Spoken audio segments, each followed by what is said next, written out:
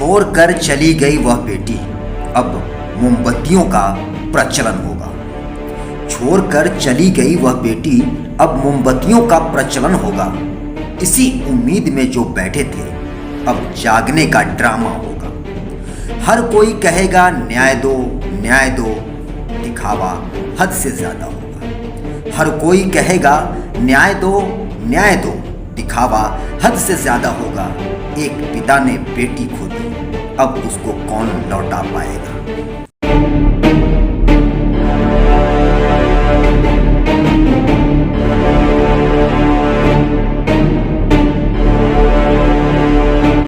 इज्जत की खातिर वेश्यावृत्ति से किया मना तो मिली मौत की सजा।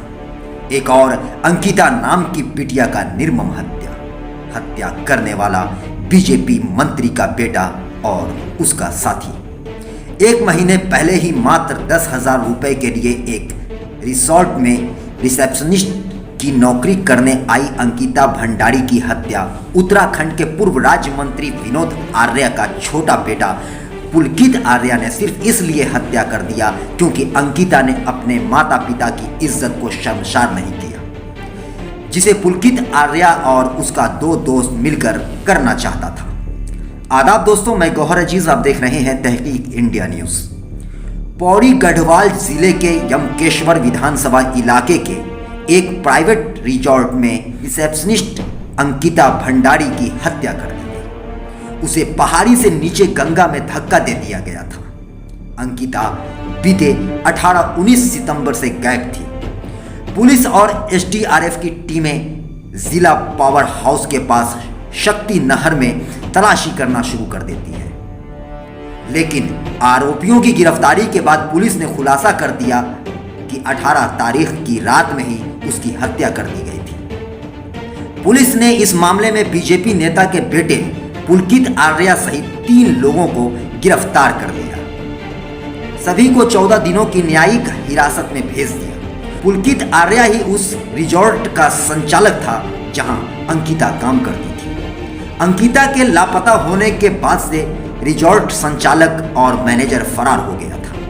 परिवार वाले मुकदमा दर्ज कराने के लिए दर दर की ठोकरें खाने लगे। उनका मुकदमा दर्ज नहीं किया जा रहा था। अंकिता भंडारी के गायब होने की खबर जैसे ही उत्तराखंड के विधायक उमेश कुमार और कुछ पत्रकारों और कुछ संगठनों को पता चला, फिर क्या था, इन लोगों ने सोशल मीडिया पर कैंपेन छेड़ दिया, जिसकी वजह से पुलिस ने सक्रियता दिखाते हुए तीनों आरोपियों को यानी रिजॉर्ट मालिक पुलकित आर्या, मैनेजर सौरभ भास्कर और असिस्टेंट मैनेजर अंकित गुप्ता को गिरफ्तार कर लिया। पुलिस के पास मामले की जांच पहुंचने के बाद आसपास के इलाके में लगे सीसीटीवी फुटेज की रिकॉर्डिंग और मोबाइल सर्विलांस के जरिए जांच किया गया। आरोपियों ने बताया कि वे 18 सितंबर को ऋषिकेश से घूमकर आने के बाद अपने अपने कमरे में सोने चले गए थे। पुलिस ने ऋषिकेश जाने के दौरान रास्ते के सीसीटीवी फुटेज को खंगाला। बैराज पर लगे सीसीटीवी कैमरे से पुष्टि हुई कि इसमें 4 लोग जाते हुए दिखाई दिए, मगर लौटते समय सिर्फ 3 लोग ही सीसीटीवी में कैद हुए। पुलिस ने इसके बाद पुलकित सहित तीनों अपराधियों को हिरासत में ले लिया और सख्ती से पूछताछ करने पर आरोपियों ने बताया कि रास्ते में किसी बात को लेकर अंकिता से झगड़ा हो गया था, जिसके बाद आरोपियों ने अंकिता भंडारी को पहाड़ी से गंगा में धक्का दे दिया। अब सवाल यह उठता है कि क्या अंकिता भंडारी को इंसाफ मिलेगा?